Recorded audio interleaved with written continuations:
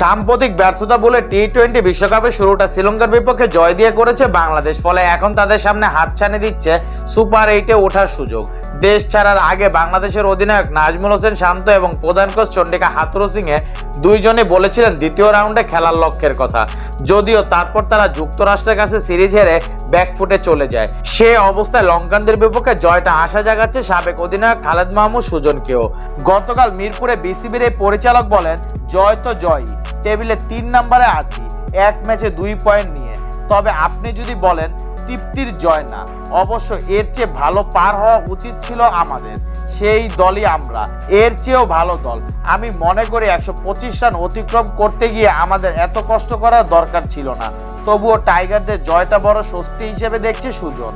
যেহেতু আমরা একটু চাপে ছিলাম, আমেরিকার সঙ্গে 2টা ম্যাচ হারলাম, ভারতের সঙ্গে প্রস্তুতি ম্যাচটাও শেষ করতে পারিনি জয় দিয়ে। অবশ্য আমাদের ব্যাটিং গ্রুপ একটু চাপে ছিল, লিটন, সৌম্য, শান্তকে নিয়ে অনেক কথা হচ্ছিল।